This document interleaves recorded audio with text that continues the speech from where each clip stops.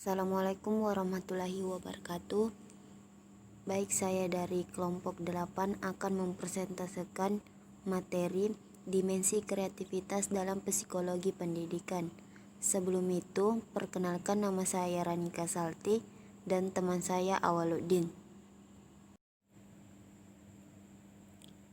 Adapun materi yang pertama yaitu pengertian kreativitas. Kreativitas merupakan kemampuan yang dimiliki seseorang untuk menemukan dan menciptakan suatu hal baru, cara-cara baru, model baru yang berguna bagi dirinya dan masyarakat.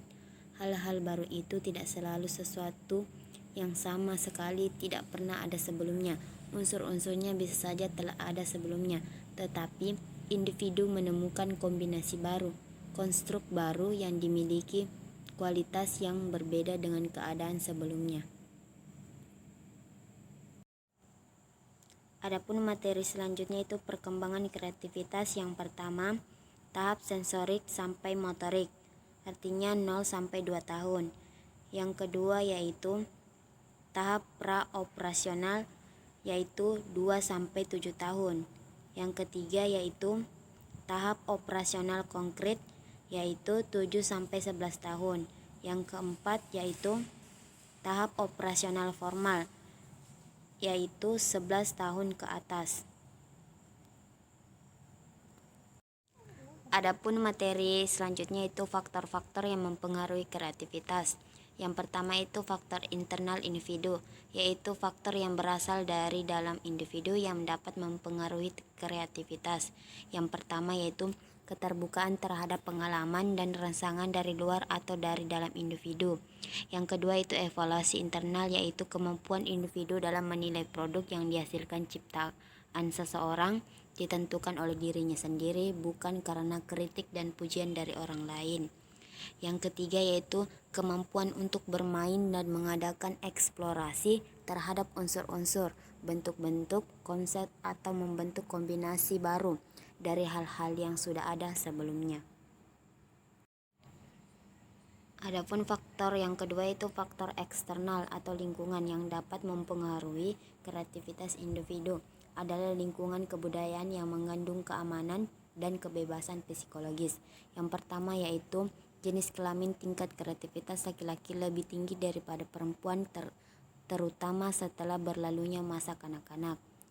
Yang kedua yaitu status sosioekonomi. Anak dari kelompok sosioekonomi yang lebih tinggi cenderung lebih kreatif daripada anak kelompok yang sosioekonomi rendah. Yang ketiga yaitu urutan kelahiran anak. Dari berbagai urutan kelahiran menunjukkan tingkat kreativitas yang berbeda. Adapun yang keempat yaitu ukuran keluarga anak. Dari keluarga kecil bila mana kondisi lain sama, cenderung lebih kreatif daripada anak dari keluarga besar. Yang kelima, lingkungan anak yang tinggal di lingkungan kota cenderung lebih kreatif daripada anak yang tinggal di lingkungan desa. Yang keenam, intelijensi setiap anak lebih pandai menunjukkan kreativitas yang lebih besar daripada anak yang kurang pandai. Adapun materi selanjutnya yaitu upaya mengembangkan kreativitas dan implikasinya dalam pendidikan.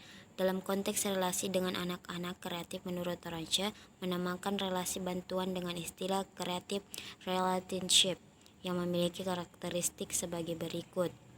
Yang pertama, pembimbing berusaha memahami pikiran dan perasaan anak. Yang kedua, pembimbing mendorong anak untuk mengungkapkan gagasan-gagasannya tanpa mengalami hambatan. Yang ketiga, pembimbing lebih menekankan pada proses daripada hasil, sehingga pembimbing dituntut mampu memandang permasalahan anak sebagai bagian dari keseluruhan dinamika perkembangan dirinya. Yang keempat, pembimbing tidak memaksakan pendapat, pandangan atau nilai-nilai tertentu kepada anak.